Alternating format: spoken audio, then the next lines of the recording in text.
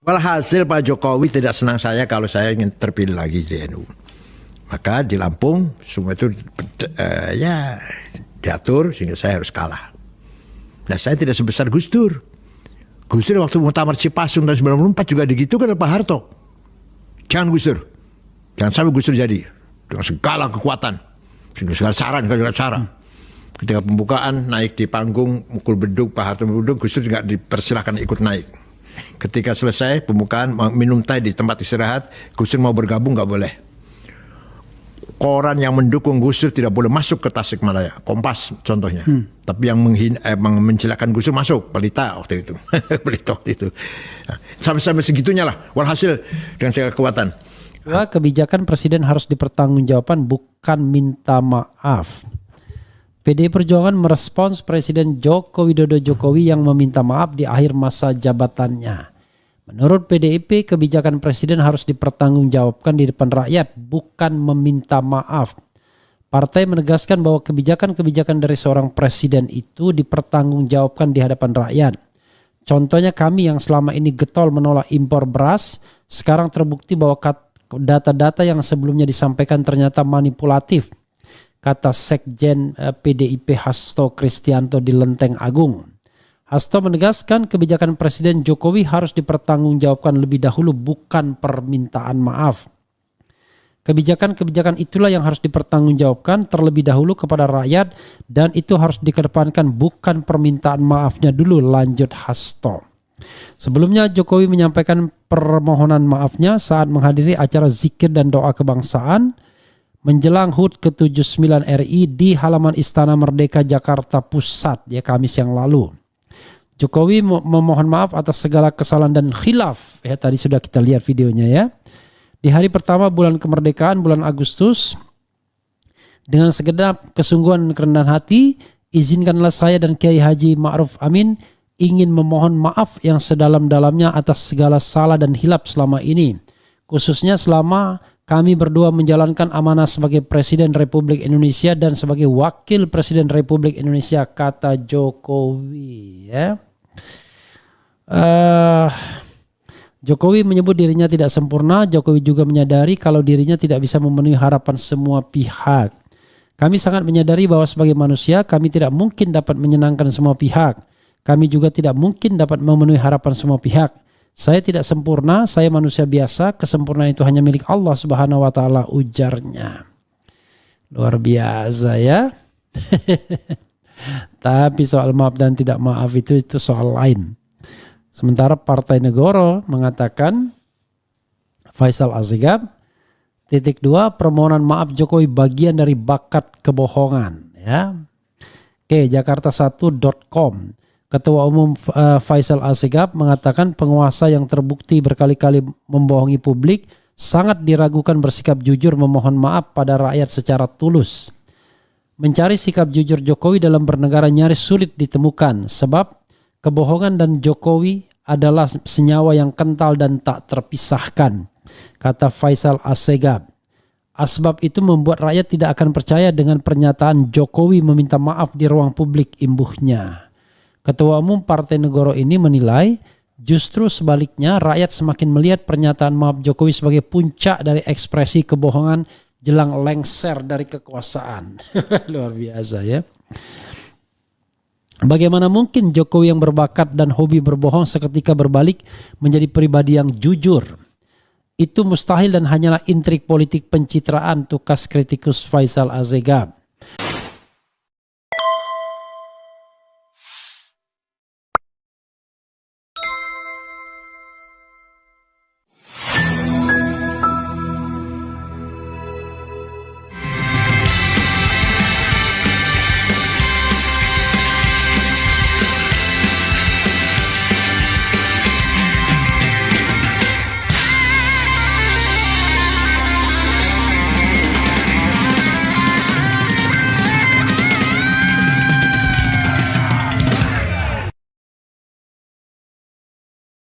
Saya segenap kesungguhan dan kerendahan hati, izinkanlah saya dan Profesor Kiai Haji Ma'ruf Amin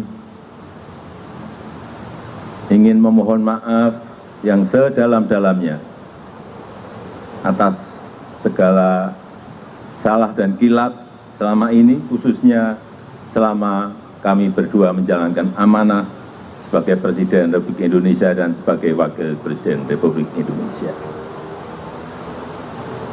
Kami sangat menyadari bahwa sebagai manusia kami tidak mungkin dapat menyenangkan semua pihak.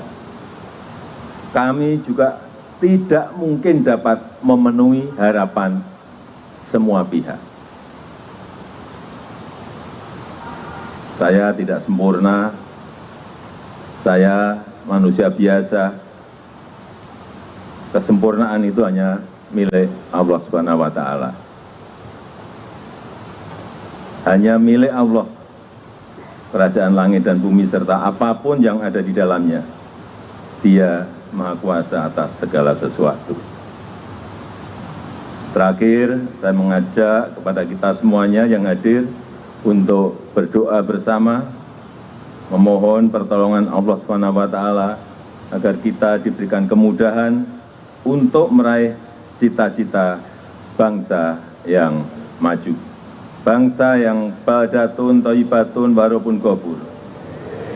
Semoga Allah senantiasa mengabulkan doa kita.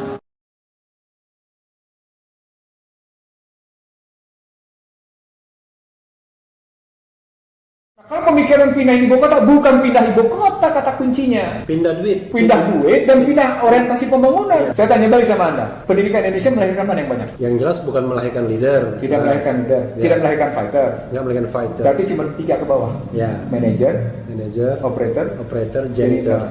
Problematik kan berarti. Kalau dia tetap tidak selesai dalam perspektif ekonomi, muncul pasal 34, fakir miskin dan anak terlantar, dipilih oleh negara, bukan dengan model BPJS. Begitu. Jadi kelihatan mestinya bagaimana negara bertanggung jawab atas orang anak terlantar dan fakir miskin. BPJS itu menghina itu kan? Iya, nggak bisa dengan model BPJS.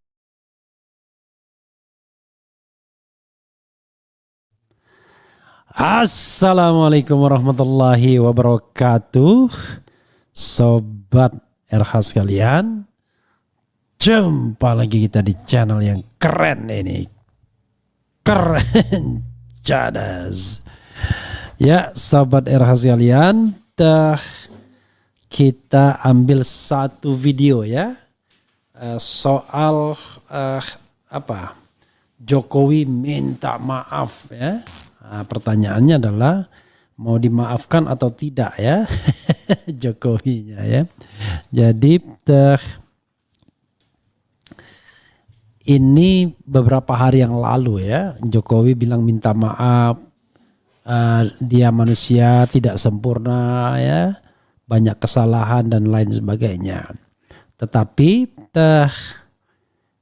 yang menarik, ini ada tanggapan dari beberapa orang ya. Kita ambil 3 yang menanggapi dan biar objektif ya. Kalau dari PDIP mengatakan begini, minta maaf, kebijakan presiden harus dipertanggungjawabkan, bukan minta maaf. Dia bilang gitu ya. Faisal Assegaf, permohonan maaf Jokowi bagian dari bakat kebohongan ya. Kemudian permintaan maaf Jokowi tidak menghilangkan pidana apabila ada. Antoni Budiawan dari Partai Negoro. Coba kita mulai dari PDIP dulu ya. Yang terbaru tanggapannya. Hasto, doyan saya PDIP ini selalu mengkritik Jokowi sekarang. Saya tidak membayangkan kalau seandainya beberapa waktu yang lalu ya. Hasto, titik 2, kebijakan presiden harus dipertanggungjawabkan, bukan minta maaf. PDI Perjuangan merespons Presiden Joko Widodo Jokowi yang meminta maaf di akhir masa jabatannya. Menurut PDIP, kebijakan presiden harus dipertanggungjawabkan di depan rakyat, bukan meminta maaf. Partai menegaskan bahwa kebijakan-kebijakan dari seorang presiden itu dipertanggungjawabkan di hadapan rakyat. Contohnya kami yang selama ini getol menolak impor beras, sekarang terbukti bahwa Data-data yang sebelumnya disampaikan ternyata manipulatif, kata Sekjen PDIP Hasto Kristianto di Lenteng Agung. Hasto menegaskan kebijakan Presiden Jokowi harus dipertanggungjawabkan lebih dahulu, bukan permintaan maaf. Kebijakan-kebijakan itulah yang harus dipertanggungjawabkan terlebih dahulu kepada rakyat, dan itu harus dikedepankan, bukan permintaan maafnya dulu, lanjut Hasto. Sebelumnya Jokowi menyampaikan permohonan maafnya saat menghadiri acara zikir dan doa kebangsaan menjelang HUT ke-79 RI di halaman Istana Merdeka Jakarta Pusat Kamis yang lalu. Jokowi memohon maaf atas segala kesalahan dan khilaf. Tadi sudah kita lihat videonya ya.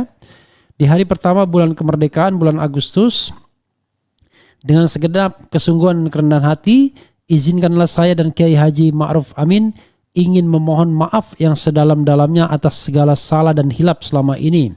Khususnya selama kami berdua menjalankan amanah sebagai Presiden Republik Indonesia dan sebagai Wakil Presiden Republik Indonesia, kata Jokowi ya. Jokowi menyebut dirinya tidak sempurna. Jokowi juga menyadari kalau dirinya tidak bisa memenuhi harapan semua pihak. Kami sangat menyadari bahwa sebagai manusia kami tidak mungkin dapat menyenangkan semua pihak. Kami juga tidak mungkin dapat memenuhi harapan semua pihak. Saya tidak sempurna, saya manusia biasa. Kesempurnaan itu hanya milik Allah Subhanahu wa taala, ujarnya. Luar biasa ya. Tapi soal maaf dan tidak maaf itu soal lain. Sementara Partai Negoro mengatakan Faisal Asegab, titik 2, permohonan maaf Jokowi bagian dari bakat kebohongan ya. Oke, Jakarta1.com. Ketua Umum Faisal Asegab mengatakan penguasa yang terbukti berkali-kali membohongi publik sangat diragukan bersikap jujur memohon maaf pada rakyat secara tulus. Mencari sikap jujur Jokowi dalam bernegara nyaris sulit ditemukan, sebab kebohongan dan Jokowi adalah senyawa yang kental dan tak terpisahkan, kata Faisal Asegab. Asbab itu membuat rakyat tidak akan percaya dengan pernyataan Jokowi meminta maaf di ruang publik, imbuhnya. Ketua Umum Partai Negoro ini menilai justru sebaliknya, rakyat semakin melihat pernyataan maaf Jokowi sebagai puncak dari ekspresi kebohongan jelang lengser dari kekuasaan. Luar biasa ya. Bagaimana mungkin Jokowi yang berbakat dan hobi berbohong seketika berbalik menjadi pribadi yang jujur? Itu mustahil dan hanyalah intrik politik pencitraan, tukas kritikus Faisal Asegab. Faisal Asegab menegaskan Jokowi sadar bahwa dirinya kelak turun dari kekuasaan akan menuai banyak tuntutan. Berbagai elemen rakyat makin bersuara keras mendesak dirinya diadili. Walhasil membuat Jokowi sangat ketakutan dan berupaya gunakan modus basa-basi pidato permohonan maaf sebagai jurus tipu menipu di ujung kekuasaannya, terang Faisal. Watak kebohongan Jokowi adalah akar masalah dan telah menimbulkan daya rusak dalam bernegara. Tidak bisa dihapus dengan kebohongan melalui drama dengan kebohongan melalui drama permohonan maaf. Itu modus perilaku jahat dan licik, tandasnya lagi. Ya, memang ya, ada peribahasa, sekali lancung ke ujian seumur hidup orang tidak percaya. Itu cuma sekali. Kalau bagaimana berkali-kali ya. Kalau berkali-kali lancung ke ujian, orang nggak akan percaya-percaya lagi. Oke. Tulisan dari Antoni Budiawan juga menarik untuk dibahas ya. Misalnya dia mengatakan permintaan maaf Jokowi tidak menghilangkan pidana apabila ada. Jelas ya. Oleh Antoni Budiawan, Managing Director PEPS, Political Economy and Policy Studies. Jokowi menyampaikan minta maaf kepada masyarakat Indonesia. Jokowi memberi alasan bahwa tidak ada manusia yang sempurna sehingga tidak lepas dari kesalahan dan kehilafan.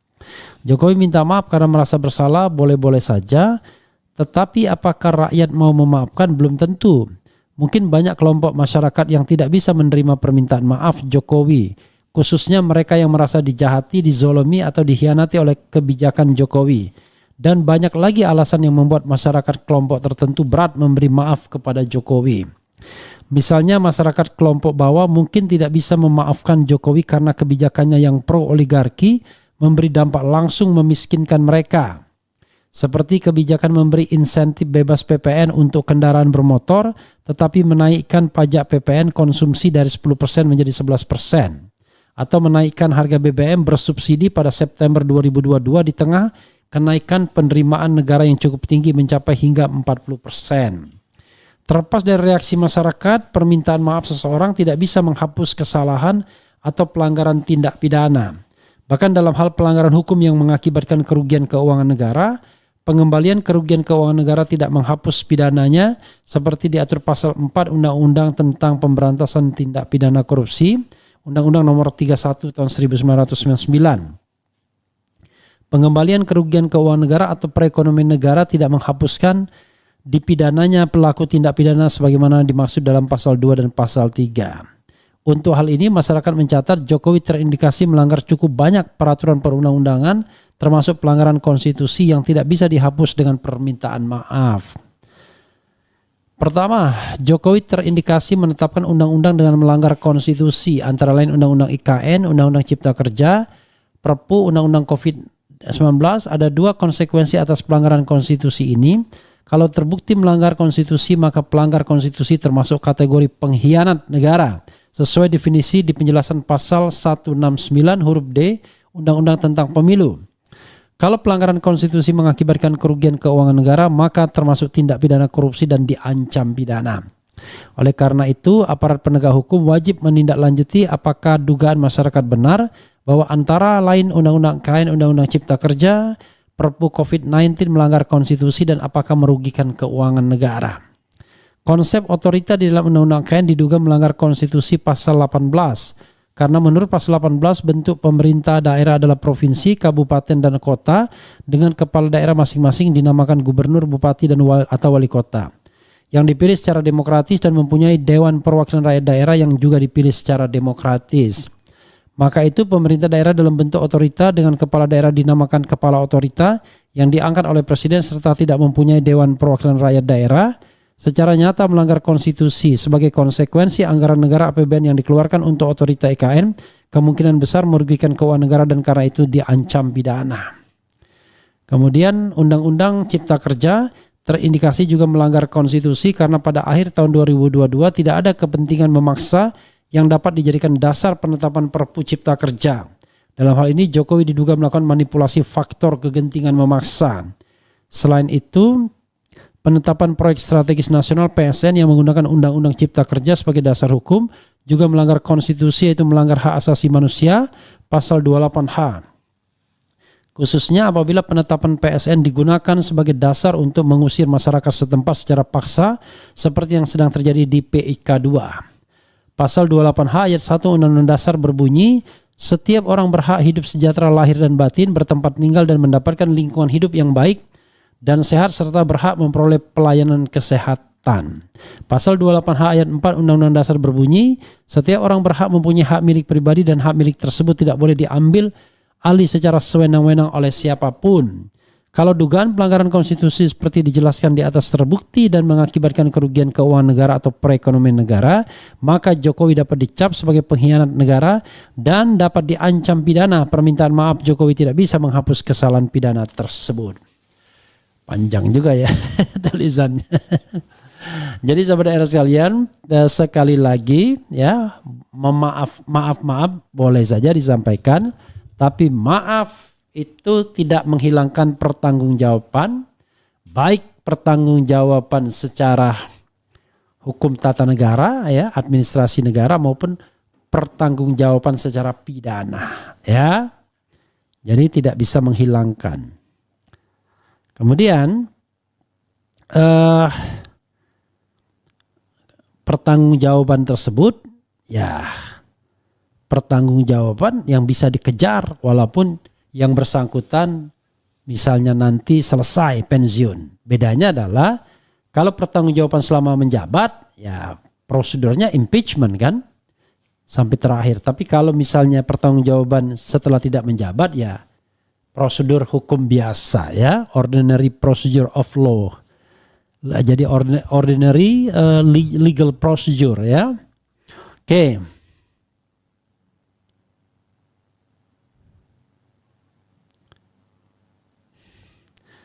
Pak, apa benar info-info yang tersebar di TikTok? Ya, kita bacakan komentar sobat daerah sekalian ya. Pak, apa benar info-info yang tersebar di TikTok bahwa Refli Harun, Amin Rais, Rocky Gerung diundang Jokowi Agustusan ke IKN? Katanya Jokowi ingin menunjukkan hasil pembangunan IKN. Boro-boro diundang ya. Bau-baunya saja nggak ada ya. Ya Allah, kedepannya setelah ini tepat di bulan kemerdekaan RI ke-79, hadirkan bangsa kami pemimpin di semua tingkatan yang amanah, yang jujur, yang tidak mencela-mencela dan tidak suka menciptakan hoax. Amin.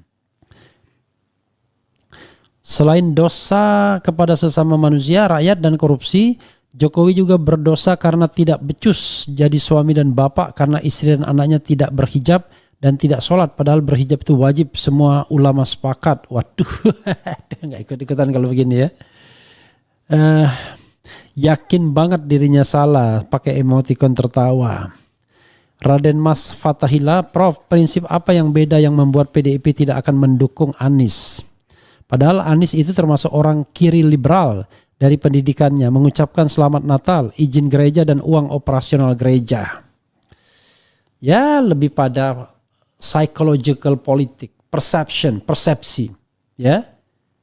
Kayak Amin Rais dulu kan, walaupun dia bertindak demokrat, bertindak agak bebas, liberal, tapi tetap saja orang menganggapnya dia bagian dari kekuatan kanan, ya.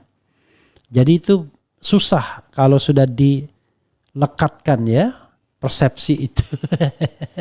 Kalau Refli Harun misalnya, walaupun dekat-dekat dengan Habib Rizik, dekat dengan FPI dan lain sebagainya, pasti tidak akan dipersepsi sebagai kanan, ya, karena memang pada dasarnya saya tidak berasal dari lingkungan itu, ya, saya sangat modern pendidikannya, jadi tidak pernah mengecap misalnya pesantren, madrasah dan lain sebagainya. Jadi memang susah kalau mengatakan saya kanan. Karena itu yang saya perjuangkan itu sebenarnya good governance dan clean government, ya, dan itu pasti sesuai dengan ajaran agama apapun ya, termasuk Islam.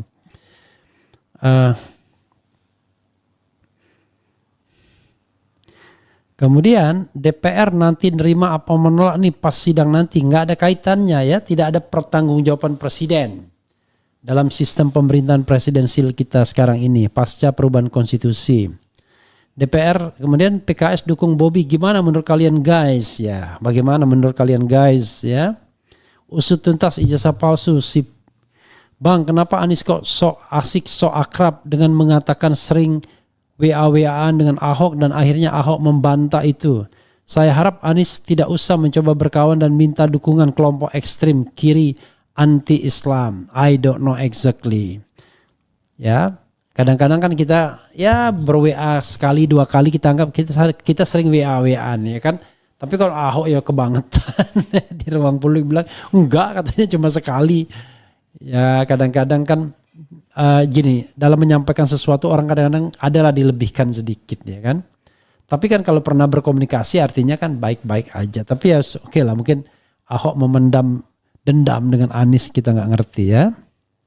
Kemudian mana hukum untuk koruptor kelas judol saja nggak punya nyali, apalagi yang lain-lain. Apa kabar KM 50 Kanjuruhan kecurangan pemilu ijazah palsu, minta maaf matamu ya. Saya pernah dengar dulu Soekarno tidak diterima pertanggungjawabannya. Itu dulu dalam konteks MPR. Sekarang kan MPR tidak lagi sebagai the highest state institution, sebagai lembaga negara tertinggi ya. Malang ada teroris pengalian isu kah? I don't know exactly ya.